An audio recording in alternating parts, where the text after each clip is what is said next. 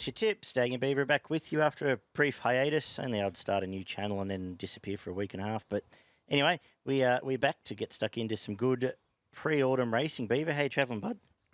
Yeah, good, mate. Good. Moseying along, busy as ever, but ready to get into a weekend of racing and have some winners for the punters.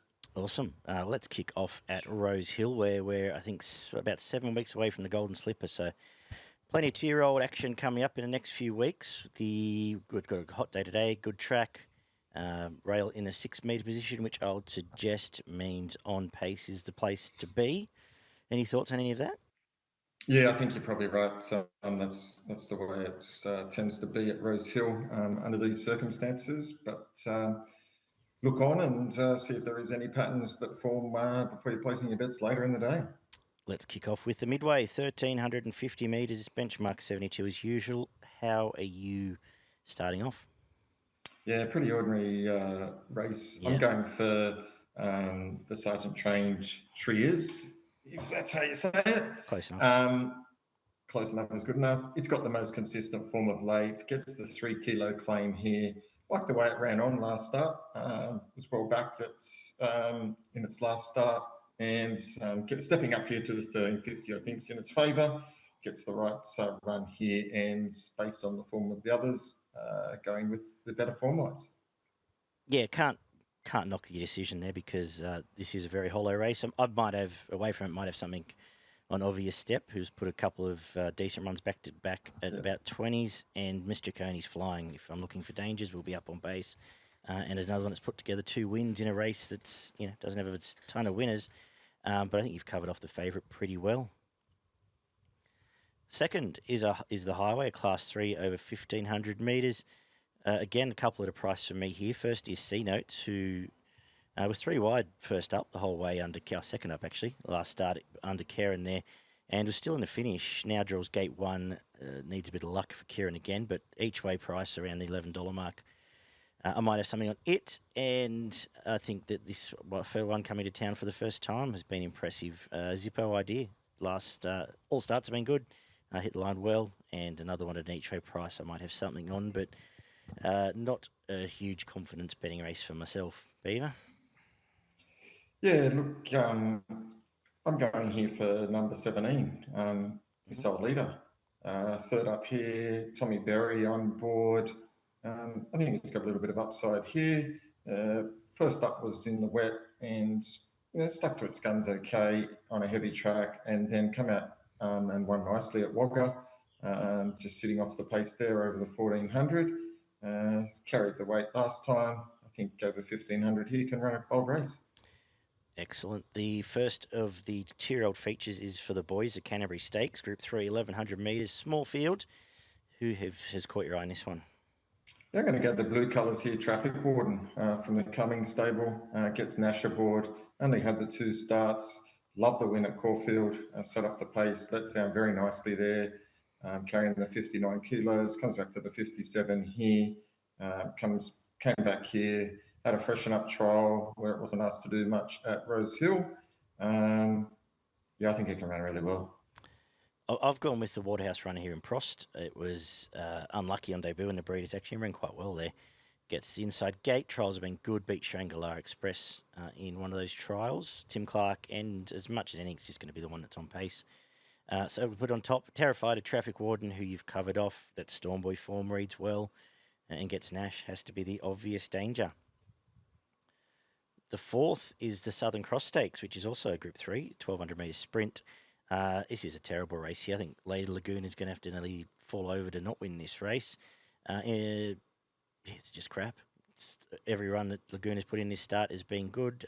Dries hasn't been a problem either. I think it wins again. Gets J-Mac just for good measure. Is anything going to beat it? I can't see anything beating it here either. It's flying at the moment. Form's been probably in better company than this. Only got the 56, gets the right run, gets the right jockey. Nisham's going good and pretty. I think the $2.25 is good value here because the rest of the race is ordinary. Hard to say. Was okay first up behind a good horse. It'll improve and is the only danger if there is one. Yeah, agree. The fifth is the Widden, the girls' version of the 1,100 metre Group 3, For the 2-year-olds, good little race. Who have you found? Yeah, I'm sticking here with the Waterhouse one. The youngster here, Lady of Camelot. Trials have been really impressive here, and it's had the one start. Finished fourth, was put out. Was less than a length, only half a length off from there when we all fancied in the market. And I was 3 expect wide the this whole to way run, as well. and was pretty wide the whole way. I think it'll be really hard to beat. Again, main danger probably celerity from the blue colours with J-Mac aboard. Yeah, I don't think they'll beat this. This just trolled in different postcode to everything. This time in, it gets gate 1 again, bounces straight at the front. I think it'll win. Lady of Camelot, not much more to add. The 6 is a 2,000 metre benchmark 78. I don't have much to add here either because I think the two in the market are the two obvious ones, and I can't really split them. I suppose if you're saying that J-Mac is jumping on with Jet Stanley off for Morning Sun, it probably improves a length or two, which might be enough, but I'm sure there's improvement in age of sale as well. I can't split them. You got a better opinion? Well, I was a little bit the same as you. Found it hard to split them. They pretty much meet equally on the weights here. There's not much change. I just went for age of sale, slightly in front, slightly better price, and it beat it last start. Yep. The 7th is a benchmark 88, 1,500 metres. Who do you like here? Yeah, look, not a race I'm overly excited about, to be totally honest. Found it really hard to line up. Robusto broke through last start finally, but not the most easy horse to catch. I just went for a little bit of more value here. Went for So Risque with Nash aboard coming up from Melbourne. Sometimes that isn't the greatest form line, but that company it's been racing in's been okay. Nash on board, like the Hayes stable, and I think it might get the right run here. Robusto's on the fence. It'll need the right split at the right time to win this. I have I struggled to split those two, so I've gone with the 3rd up, Joe Pride, quick backup runner in Estadio Mistella, which is a horse I've never had a huge opinion of, but we know Joe Pride improves him. I think this would be the target, as I said, typical Pride play. Quick backup, 3rd up, go time here. And yeah, then from So Risque, you mentioned, and Robusto, airborne, and will run well again. I wouldn't talk you out of backing either of those two, but around the 440, I'll think that Estadio can run well. Race 8 is the 1,350 benchmark 88, I should say. And I set out to find Infatuation, but that Gold Coast race was awful, in my opinion. So I sort of went against it, which I was left with the top 2 here in Built and Powerful Peg. I guess Built's flying. Key dry tracks have been the key. J-Max sticks, it's 550. And I'll give Powerful Peg one more chance. It had a lot of chasing to do second up there. I think we'll improve from that. I think they're both backable here. Didn't quite know what to do with Salt Coats. Did you have a thought? Yeah, hard to know resuming here. It's trod okay. Yeah, it has. The trials were fine. And so I've got it as a real live chance here. I was a little bit the same as you. I kind of went looking for Infatuation, and then I just think it's only won 1 of 12, hasn't won at this track, hasn't won at this distance. And I don't think the form line between the Gold Coast race was that bad. I finished off okay and ran quite well there, but I'm just worried it's a non-winner. And even in the race, it's had plenty of chances in those races. So I thought it was a little bit skinny at the price. I just stuck with the winning form that's going well. It is Built. I thought it'd be hard to beat here. It's won 3 of its last 4, $5. I had it on top. Salt Coats, a big watch. Awesome. Race 9 is a benchmark 88, 1,200 metres. Our Kobison steps out again, meets Dipsy Doodle. How do they match up? Our Kobison was a very good win last start. I think this horse has got ability, and I think it'll keep going on to better things. Beat Tintuki, who I don't think lacks any ability. It got held up at one stage, and you're like, oh, Tintuki's going past it, it's in a bit of trouble here. And when it got the split, it let down really nicely. Gate 5's perfect, J-Mac, and third up, I think it will have improved. Clear on top pick for me. Yeah, I think so too. I set out actually to try and find Dipsy Doodle on top, but I keep saying these 3-year-olds are no good in open company, so I'll stick with the favourite here. Dipsy Doodle can lead and win, but I think that our Kobison, as you said, has upside, has come back in great form, and probably still has a slight bit of improvement, so on top for me as well. We'll wrap up with a benchmark 72, 1,200 metres, and I am going to go with this leader here in the last, actually, Bubba's Bay, third up now. Both starts have been rock solid behind our Kobison. Gets control, and at about the $6, $7 mark, I think it's going to run well here. Obvious upside in the favourite Black Cloud. And the overs in the race is Rush Hour, I thought, who might have some ability. First up, fresh for the Doyle yard. It will go in my quaddy at least. How have you lined these up? I've gone for number 13, Steffi Magnetica. Yeah. I tipped it last start, and that was a good run. It was great first up, killed them at Orange. They took it to Flemington, and I thought it ran admirably there to finish second.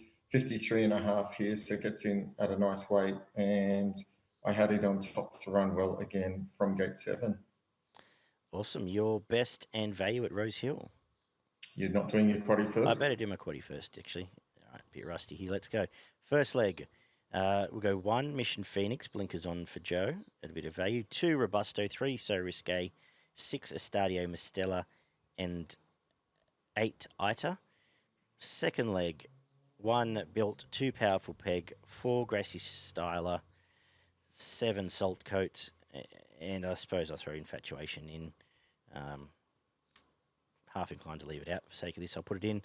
We'll skinny up this leg. 6, Our Kobison. 10, Dipsy Doodle. And we'll come home with 1, Bubba's Bay. 7, Botanica. 11, Rush Hour. 13, Steffi Magnetica. 14, The Black Cloud. $100 gets you about 40% of that. A couple of splits should be pay okay. Yeah, I'm going to make my best while I'm going through this. Lady Laguna, race 4, number 3, but I think both the Waterhouse runners are going to be very hard to beat. And my value in the last, race 10, number 1, Bubba's Boy. What about yourself? Yeah, I'm going race 9, number 6, Our Kobison as the clear best on the day. My value is race 2, number 17, Missile Leader. Awesome. We will get to Caulfield next. Just quickly, I'll give a plug to our friends PCTC. The tipping comp for autumn kicks off tomorrow, 13-week autumn tipping comp. Check out PCTC tipping on Facebook, and you can jump in there and tip against us each and every race. Are you doing it this autumn, Beaver? I'm signed up, son, and yes, ready to go. Looking forward to it. All right. We kick off at Caulfield, where we've got warm weather. The track is good. The rail in the 9 position, right in the +9 mark, I believe. That's my best bets refreshers here. And we're going to kick, 9-metre mark. We're going to kick off with a benchmark 70 to start the day. And we can start the day with a winner, race 1, number 1, I think. My only concern here is a complete lack of pace, but I think that Lost is the best horse. It comes through some pretty strong Sydney maidens. Trials are fantastic. Last time out in that trial was behind Alligator Blood. Gets Mark Zara, gets an inside gate. I don't think it's going to be as far back as it has been at times. And assuming it's not a complete jiggy jog up front for something like Excommunicado, I think it'll win here. What do you think? Yeah, I got Lost on top as well. Same commentary as you. Go back a couple of starts before it was spelled. Won its maiden very nicely there. Had plenty of excuses at Warwick Farm, put out, and then trialled nicely last start. Taken to Melbourne. That's a good sign. On top for me. The second is a benchmark 70 again, 1,800 metres. Who have you found here? Yeah, this was a tricky race. Really trying to line these up. The favourite only had the one start and won quite well there. I've gone for numbers 9, Just a Boom. I just went for a little bit more value here. Kept improving all 3 starts this time in. 3rd, 2nd, 1st. That was a nice little win last start at Pakenham. I think it can improve off that. Beat Bubbling, who I think ran 2nd or 3rd yesterday, which wasn't a bad run. Probably Wednesday, I think, maybe. Can't remember now. All the days mesh into one. And prior to that, had run well as well behind Red Mile. and its first start flew home. So I think it's got better as the distances have gone out. I think it's good value. I've ended up with the favourite on top, but as you say, it's very hard to line these up when they're coming from everywhere. Smoking Giant debuted at a mile, looked like a big lug of a thing, but got into its work very late. I think 1,800 metres with improvement probably suits. Damien Lane is stuck. I thought the one at value might be Autumn Colours. It was got away from Anthony Cummings last time out with the new stable down there. Very impressive, reeled in a maiden field. Mickey D's on. We'd want to see him running on, which I'm not necessarily overly confident of just yet, but if it is, might be valued at $11 there. The third is a benchmark 70 and over 1,100 metres. I guess Johnny Rocker has to be top pick. We sort of were a bit concerned about the Queensland form coming down, but that was a pretty good run behind it. A horse that is flying at the moment. Mornington Glory last time out, I think has to be top pick here. The danger is Miss Icelandic, who is flying. The pennies dropped the last couple and bolted in. Comes back to a nice winnable race for it. I think the other two pretty much key hopes. What are your thoughts? Yeah, definitely the two key hopes and the clear on toppers. I'm just surprised by the difference in the market. So I'm going to go for Miss Icelandic. Yep. I can't take the odds on Johnny Rocker, although it was a decent run, as you said, last start. Miss Icelandic was well fancied in sort of those third, fifth, and then they've took it to... it didn't have a great deal of luck in a few of them either. Yeah, took it out to Cranbourne, where pretty much strolled in there quite nicely, and again, then out sale, well fancied, and put them away quite comfortably there. You're right, Penny may have dropped here, comes back to town against what's not much different field to what she's been racing against. So for me, on top at the $6. Awesome. The fourth is the Group 3 Chairman's 2-year-old race here. Small field, but a very interesting one. Who have you come up with? Yeah, good one here, hey. Very interested to see these, see how these go. I'm sticking with Coleman. Only had the one start, really loved its first win. Looks a very smart type. And I think, it's my on topper. Me too. None of these would surprise me. You know, can talk about all of them. Interesting trials, all very spruiked and fancied. Just, if nothing else, going with a gut feel that Coleman might be a good horse. The Arabian Summer form's good. Both trials were good off that first up win. But anything, as I said, could win this. So very much a watch and learn as we head towards Blue Diamond. The fifth is a benchmark 70, 1,400 metres. I'm going to give Masterful a chance here, who blew the last start at Cranbourne when it was well fancied. Now gets gate one, goes from Cartwright to Mickey D. And if it jumps with him, I think can be in the finish, can almost get leaders back and stalk here. And at $13 is my best value on the card. But there's another couple I'll cover. Havana was pretty good last time out. I think the extra trip suits here. And I'll Scratched. Oh, it is out, is it? Okay. It is too. Yep. Sorry, looking at it right now. Regal Zeus, Intrepid Eagle, both live chances too. What do you come up with? Yeah, I've stuck with Punch Lane. I think this horse has got a bit of ability. Third up here, won very nicely first up, and then wasn't a bad run in a pretty good race that has some form, was heavily backed there. I think it'll be fitter from that. This is a pretty average field. I think gets the right run here. Has Zara on board, which I really do like. So I've got it on top. Main danger, I thought, was Intrepid Eagle. It's going really well in this time in, around the $10 mark. So I'd certainly be looking at that and saving on that. As you said, Masterful's not without a chance. But I think Punch Lane is a good bet here. Cool. The 6 is a 2,500 metre benchmark 100. Who do you like? Not a big fan of the race, to be brutally honest. And I wouldn't be taking 64 Herman Hesse. I'm going to take Grand Promenade. It was killing him a couple of spells back in these types of fields. I thought it showed enough first up. It was a bit of an improvement. Behind Dunkel, led only a length or so off them. Dunkel would take care of this field, no problemo. It's got to give a bit of weight here, but doesn't have to be a superstar to beat most of these. No, it doesn't. It's one of the key chances. I've gone Herman Hesse on top. as I said, it's not the same as you, not interested in taking the price. But I think it just gets best run. Last 2 runs has been its best in probably a couple of years. And Storks Grand Promenade, but Grand Promenade me will get complete control. And we've seen it time and again when they do in these staying races, they tend to win. So absolutely not knocking your tip at all. And if that price holds up, might well be the way I play the race as well. The 7th is an 1,800 metre benchmark 78. And well, I'm jumping in again here for Dublin Journal. Is flying. Last start just couldn't get off the fence, couldn't pull off its usual escape trick. But now with some clear air again, even luck, I think at $8, it's worth another crack. From British Columbia, who hasn't seen cover in 268 days. Last time it did, it won. And I'm going to give it maybe its last chance with Shin taking over. Star Vega's life chance did beat home. My top tip there last time out. But a good race to play if you at a price. What do you reckon? Yeah, look, interesting race, that's for sure. I looked at British Columbia and thought, I still think it might not get any cover. It's got gate 13. Yeah, I know.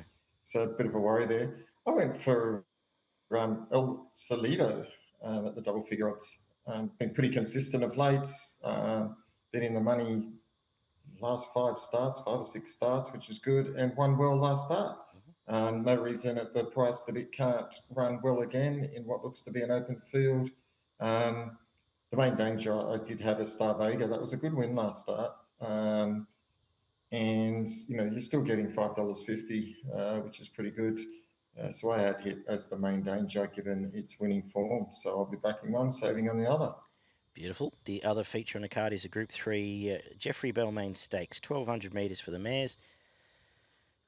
Interesting race, and I've come up with a couple at a price again I'm going to play. First is Party of One. It was good to us last prep. Trial's been good. Now second prep. First up, second prep for Price and Kent.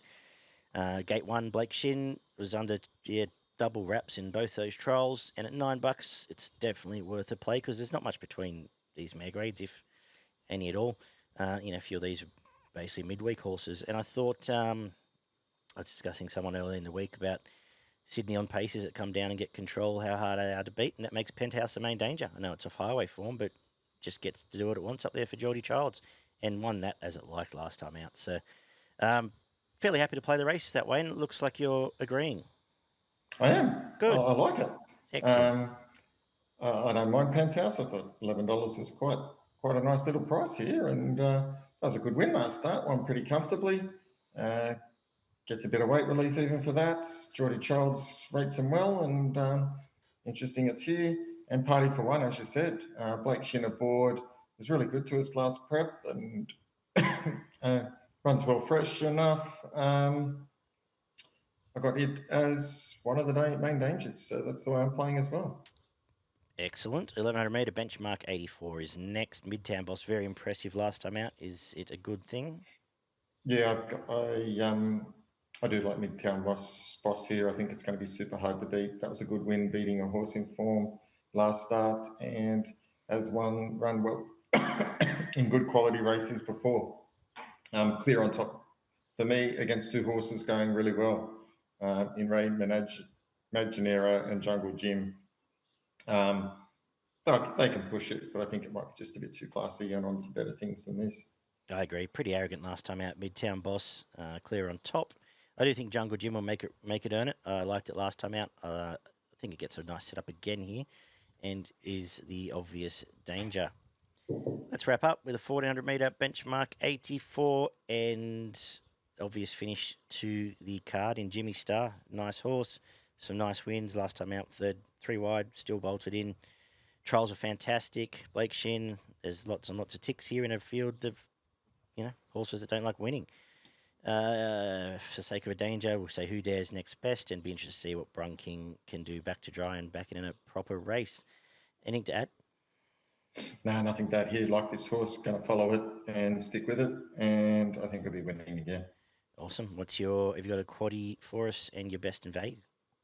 Yeah, I do. So let's start with the quaddie, which is race 7 is the first leg.